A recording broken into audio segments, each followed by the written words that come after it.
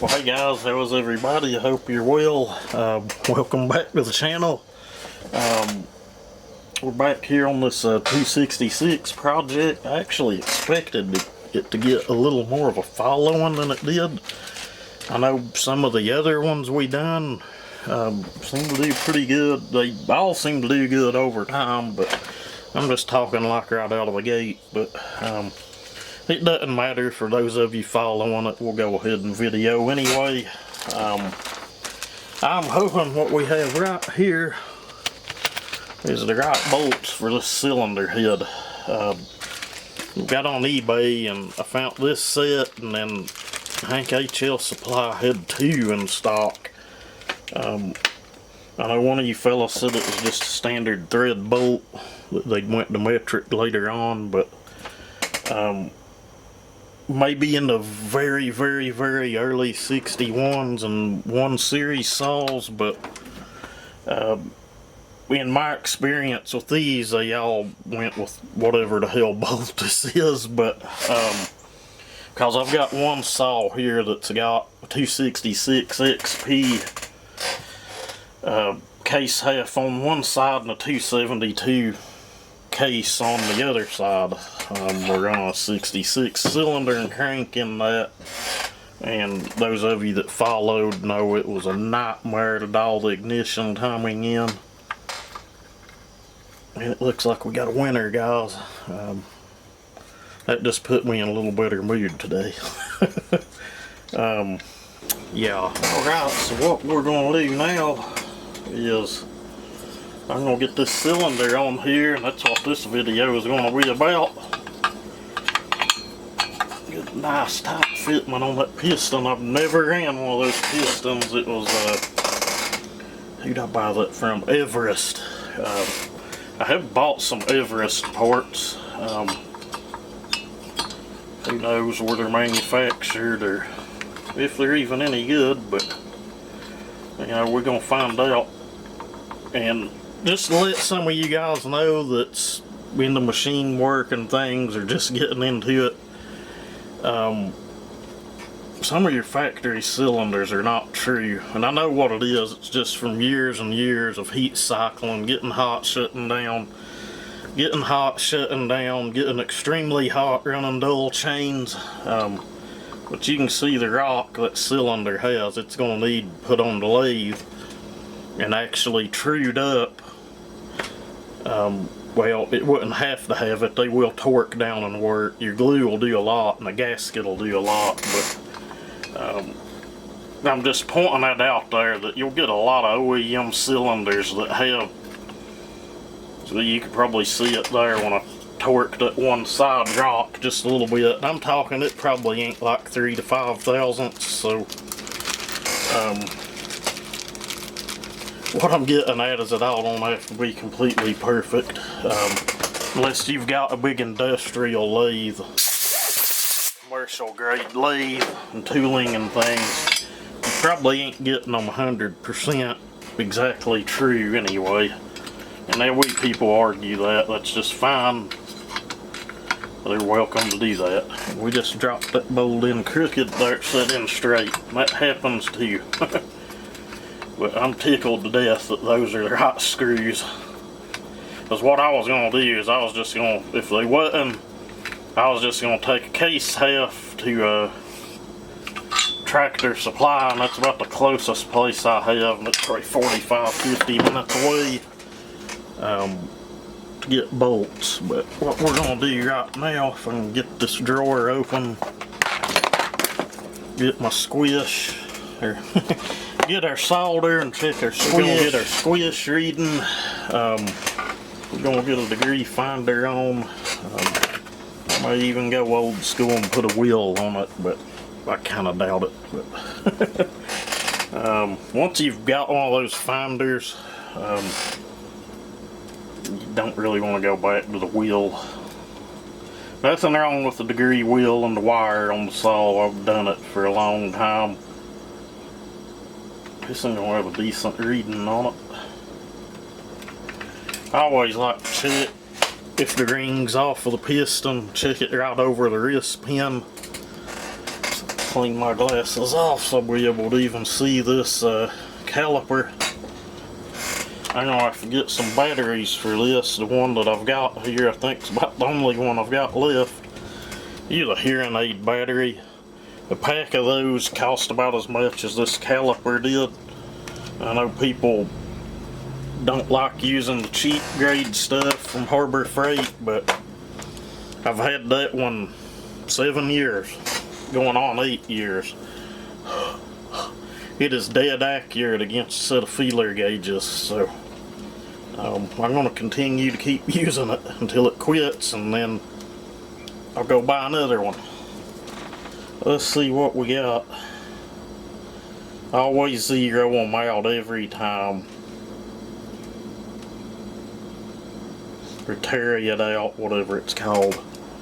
Every time you turn it on, tarry it back out.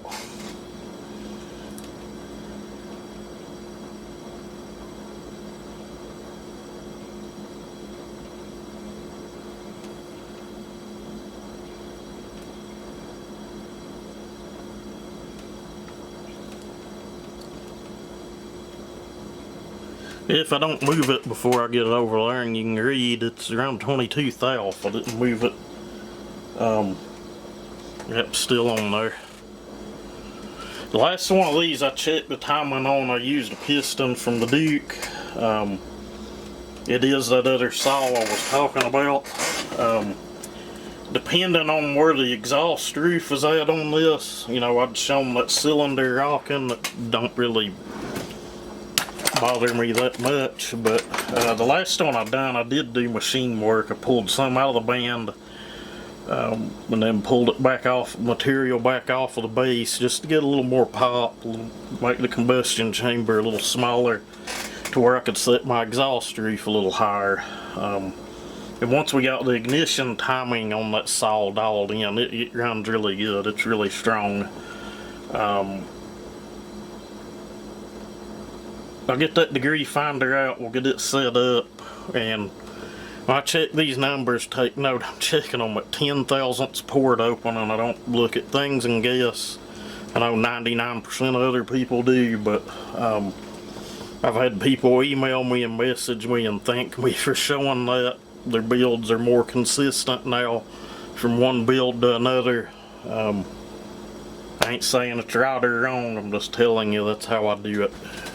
Well, yeah, I like to do this thing. I've already got the piston as close to top dead center as I can get it, and you can't get it exactly right just by guessing. Is why we have to balance things out. If it's using this or using a degree wheel, you know, things have to be balanced out because of the dwell on the connecting rod and crankshaft piston assembly. Alright, I'm going to turn that on, and I don't know that that thing will pick up where you guys can see it or not. The lights in there honestly make it to where it's hard for me to see, to be honest with you guys. Maybe I can move you in a little closer, but we'll just see 10 thousandths. It's like as thin as a piece of paper, depending on what kind of paper. It might be thinner. I have the end of that whittled down. I've shown this in a lot of other videos, mainly because a lot of your cylinders are kind of oval ported, just is what it is. Some of your older stuff's squared off, but most stuff is oval ported. What I'm going to do, and there's different ways you can do this. In my last video, what I showed was just getting the reading here and going back over and getting the other reading and then taking up the difference, but I've seen a lot of other guys do this. So tarry it out here and zero. I might have to cut the lights off to get this, I don't know. We have 137 some change, half of 137. Move this back to about 68 and some change. And zero it. That should be close enough.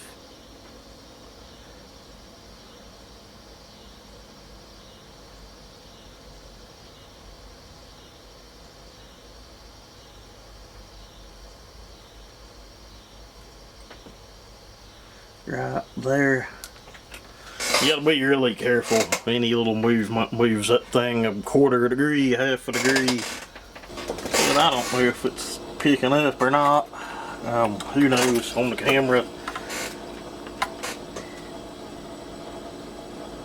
There we have it on 68.2. That's what I seen. I don't know what you guys are gonna see, but that's my intake open. We're gonna call it 68. It's about dead on the last one of these I done. Alright, exhaust support, I check it the same way. Like I said, you know, I've done Radiolite for years. Some saws you absolutely can't do this method on.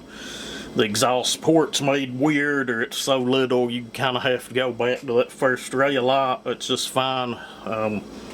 Mine's about dead accurate with this.